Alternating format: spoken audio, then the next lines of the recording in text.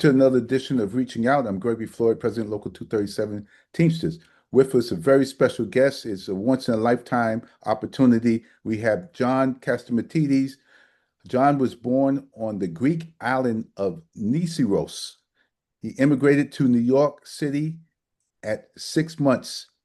He worked his way through New York University, but just 8 credits short of graduating. John started his own business and by the age of 25, owned 10 supermarkets. 4 decades later, his Red Apple group owns and operates companies in real estate, energy, sports, finance, and communications. His work at WABC station is rated the #1 talk show station in the nation, which he grew from number 26. Welcome to Reaching Out. John, thank you very much for agreeing to come on. Well, thank you for having me. I'm a New Yorker, and I've always been a New Yorker, and we're trying to do the best we can to make sure New York goes in the right direction, and that we don't lose any more people leaving New York. You know, that's a very key point because I'm explaining to my members, everyone is short. The reason you're short is because people have left New York City. New York City is hard pressed, and every civil service job is competing for the same group of people. People have a choice of where they want to work. And in that choice, they're either choosing the police department, fire department, school safety, hospital police, but everybody's drawing from the same group of people who are qualified to work for New York City. And we have a shortage here in New York City. Well, originally when I came in the supermarket business, I was a member of Local 338. So I was a union man. And then when I had 7 or 8 or 9 stores, the union president threw me out of the union. I could have had another pension by now. Oh, John, I'm sorry he did that to you. But you know something? I don't know what the politics were in that decision, but I would love to have had you as one of my members. Thank you very much. Hey, look, I believe in the unions. I believe in there's a lot of good bosses out there, but there's a lot of bad bosses out there. So you need a balance of power, and that's what the unions are for. Thank you, John. What do you attribute your business success to the most? If you read my book, and on page 255, I have a lot of great bullet points. And a lot of it depends on common sense. And common sense, unfortunately, is not all that common. I believe every problem has a solution. People have to sit down at the same table and work things out. You can't, I don't believe in the word hate. I believe in sitting together and working things out. And the word hate should not exist in our vocabulary. No, John, that's an interesting point. That's very good. I mean, you dislike somebody, but you still work with them. But hate is a real strong word, and I understand where you're coming from when you say we could all sit down and talk to one another and try to work something out. I'll give you 2 examples. Mm-hmm. Bill Clinton, I was with him last week, and him and we had a big party for Bill Clinton last week. And look, I worked for Bill Clinton. He was a great president, and he had a lot of common sense. And him and Newt Gingrich, who was the Speaker of the House, didn't like each other, but they sat down and did what's right for the people of our country and the world. They took the deficit from $5.5 trillion down to $5 trillion. Unbelievable. That is an unbelievable feat. And when you say down to 5 trillion. And Tip O'Neill didn't like each other. But they sat down at the same table, had a beer, and worked things out for what was good for America and what's good for the country and the world. And that's what the old-fashioned people did. Not hate each other, not go at each other's throats. And that's what we need is more common sense. And when you say he took a $5 trillion deficit and brought it down to 5 trillion, you mean he brought it down to a $5 trillion surplus. So he went from -5 to +5 trillion. No, he went from 5.5 trillion deficit. He reduced it by 500 million down to 5 trillion. And that Okay. was the last time we ever saw 5 trillion. And now it's almost 40 trillion. So what happened between now and then? It's just out of control. Yeah. Yeah. I understand completely. Uh, what were the challenges in you running your grocery businesses with multiple locations? You wrote in your book entitled How Far Do You Want to Go? Lessons from a Common Sense Billionaire.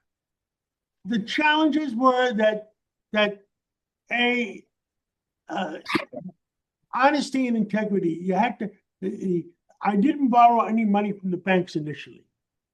I initially the vendors that I did business with, the wholesalers I did business with, had confidence that I'm going to do the right thing by them, and they extended me the credit to be able to expand from 1, 2, 3 stores to 10 stores by the age of 24. And I did well. And guess what? They ended up doing well too. Wow. And off the top of your yeah. I grew up in Harlem on 135th Street, and between Broadway and Amsterdam Avenue by City College, by Lewiston Stadium up there. I went to PS 192, 137th Street, and in those days, we walked through Harlem all the time. My mother used to go shopping at Bloomingdale's on 125th Street. There was nothing wrong with it. Where we ran into problems back in the 1960s, 1970s. You know where we ran into problems? When the kids came back from Vietnam, and a lot of them were drug addicts because of what Vietnam did to them. And that's Wow. a crime in itself. The crime is turning our American citizens into drug addicts in Vietnam. And then Harlem was never the same again. Wow. That you're the only person who ever said that to me. I mean, I It's heard the a lot of truth. stories. No, I believe you. I believe Yep. you because if it didn't kill you, it turned you into a drug addict. And if you weren't a drug addict, you came back psychologically damaged because it was those categories. And if you were able to get out of those categories, something else was wrong with you. Well, I had a friend that worked with me. He since passed away. I'm going back maybe 35 years ago when I worked in hospital police. He told me he had jungle rot on his feet. And I'm a young 20-something-year-old guy. And I asked him what jungle rot. And because they couldn't change their socks and their clothes, his feet had jungle rot. And I said, I've never heard of that. Fortunately, I didn't experience that. So I understand. And a lot of people came back. They were mentally, physically damaged. Sad. Yes, yes, it was a sad, sad state. Oh man, it bring back some memories. I Uh, went to a funeral in Harlem a few weeks ago. My good friend Al Thompson. I don't know if you knew Al Thompson. yes, I knew Alf Thompson very well. I went to the funeral. Yeah. Cardinal Dolan came to the funeral. He was a Mhm. Marine, a real Yes. Marine. And uh, I'm from Harlem. He's from Harlem. Hmm. David Patterson, who works for us, is from Harlem. He works with WABC. Dominic Carter. I mean, we are all from the same place, and we know how to talk to each other. And I'm kidding around with Al Thompson, and Al Thompson is saying to me, the white people are coming to take over Harlem. I said, how much did you pay for your brownstone? He says, I paid $100,000. I said, how much is it worth now? He says, oh, about 3 million. I said, it's good news. You can't complain. So let them take over for 3 million. See, you Yeah, got to be able yeah, to yeah, joke around. You got to be able to talk, and you got to be able to have a relationship. And that's what's important about New York is about people. yeah. Al Thompson was a gunny sergeant in the Marines, and he's a great man. He had Toys for Tots. All these organizations. When I met him, he was working. He was an executive at White Rose. the old White Rose Rose. Foods, and Steve Yeah. Boxer at White Rose was my best man at my wedding. Ah, yeah. So he was in the grocery business. That's when I met him. And he used to wear these ties with Big Bird, Kermit the Frog, Sesame Street, all these school ties. That's when I knew he was a man that really loved helping children. I gave him the red tie with the Eagles on it. Ah, so now I know who gave him that tie. He wore it proudly. He's a good man. I saw him deteriorating over the years, and he and I spoke maybe once a month, once every other week. Whenever he had an event, we would always participate. Then he had a few events. Then his last one was the Tri-Community Law Enforcement Organization. We're doing a big event with 100 Black men on June 17th. And we're going to do a conference. And participating from WABC is going to be David Patterson and Dominic Carter, along with the national chairman of 100 Black Men and the New York chairman, Eric from 100 Black Men, and putting together, you know, America and common sense. And where's this event going to take place? It's going to take place in New York. It might. There's a big event on June 17th. I believe it's. I will get you the details Okay, and it's going to be during the day. during the day. Or I think well, depends what you consider day or night. It's probably be at 5 o'clock. Oh, well, because and just speaking, you're running into the Yankee Dodgers event at Yankee Stadium. Oh my God! Just, I mean, God forbid. yeah, I just happen to know that off the top of my head. Oh, you must be a Yankee fan or a Dodger fan. Well, I'm a baseball fan, so I know the Yeah, Dodgers only come to town to play the Yankees once every three or so years. So it's just a big event, especially after. I will let them know. Okay, all right. What was your motivation for um to write this book? What you now have a radio show on WABC and with the number We one. own WABC. What's that? We own WABC. You own WABC. Yes. Oh, well, that's the first time I'm hearing this. See, and where we became #1 in the country. Wow. And guess what? We're trying to make a difference to make sure America stays America the way me and you grew up. Well, I grew up in Brooklyn. My father worked at the old Sydenham Hospital, which was in Harlem before it closed in 1979 was the announcement of the closing. I remember because I was in high school, and he was one of the last people to leave in 1981, where they transferred him to Kings County Hospital. And I I remember. went to Brooklyn Tech by subway every day from 137th Street subway all the way to DeKalb Avenue at 14 years old. And I graduated Brooklyn Tech in 1966. Wow. You're listening to Reaching Out. I'm Gregory Floyd, President Local 237 Teamsters. With us, a very special guest, WABC, and I'm going to say the owner of WABC with the #1 talk show, John Catsimatidis. Thank you for coming on Reaching Out. Well, thank you for having me. I mean, we're here to talk about the problems of New York Sure. and how do we solve them and how do we make a better New York for all of us and for our kids and grandkids. Thank you. And how did it become such a hit in a relatively short time? In such a short time, what was your secret formula? You've been quoted in saying that time is the most precious commodity. Use every second. We brought in a lot of people. We brought in a lot of people that were talented. Dominic Carter has been in New York for many, many years. Governor Patterson, many, many years.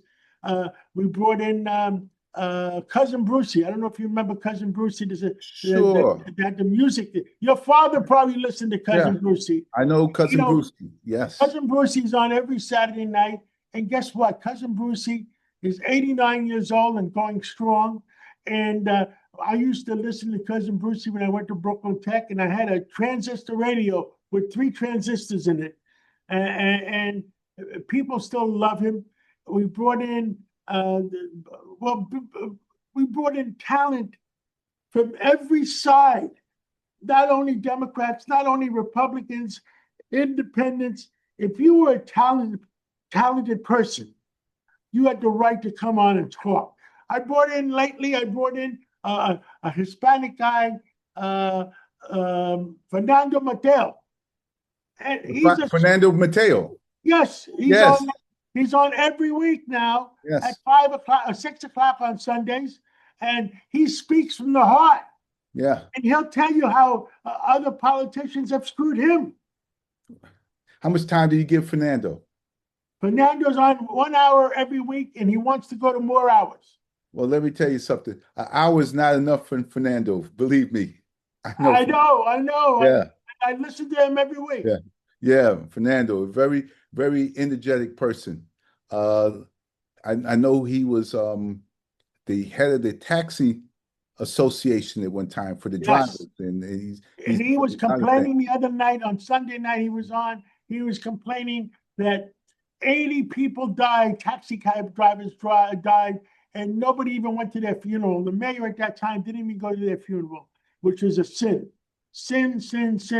And you need, whether you're a mayor or a governor or whatever, you need some common sense. You got to care about the people. Yes. Fernando, good individual. Good individual. Absolutely. When does he come on Saturdays? On Sundays at 6 Sunday. o'clock. Well, Sunday let me tell at you 6 the rest of o'clock. the story. Yes. 5 o'clock, this guy named Governor Andrew Cuomo comes on from 5 o'clock to 6 o'clock. From 6 o'clock to 7 o'clock, it's Fernando Mateo. But I got to put up a wall in between them because I don't think they like each other. Well, I guess it's the battle of the boroughs. Well, everybody has to have that. I believe in people having their chance to expound themselves. Yes, I know both of them. That's something. Yes. So I know you said time is the most precious commodity. There's some people out there that may say, John, what do you mean time is the most precious commodity? What do you mean by that? What do I mean by that is, I'm getting to be in my 70s right now. And the problem is I've seen too many people pass away. And our creator, God, our creator, it's 90 years old, give or take 5 years. So we're losing too many friends. And if you take care of yourself, maybe you go to 95. If you don't take care of yourself, you're going to die at 75. So that's bottom line. I tell people, I tell my friends, I tell my good friends, I had lunch with a few good friends, don't put chemicals in your coffee. Don't drink food. Don't eat foods or don't drink foods that have chemicals in them, because if our creator, if God created the food, eat it. If a major manufacturer created it and put all the chemicals in it, be careful, because they worry more about how long does it last on the shelf and how good does it taste good. If you die, you're expendable. But I don't believe that. I believe that we have to eat and drink, and we can live to be 95 to 100 if we're careful. John, that's a good philosophy. I've lost a lot of friends. I'm 63. I've lost all of my siblings. We didn't live past the age of 57, was my youngest brother. And my grandfather, which was my father's father, died at 56. And I never had that number out of my mind. I told my wife, Wendy, if I can make it to 56 and beyond, I think I'll be all right. Because she said now. Well, I was with Bill Clinton last Thursday night. And we were sitting at the same table together. 6 of us at that table with President Clinton were with him on the last dinner at the White House 26 years ago. And we're still there. And President Clinton got up to speak, and he says he's going to be 80 years old in August.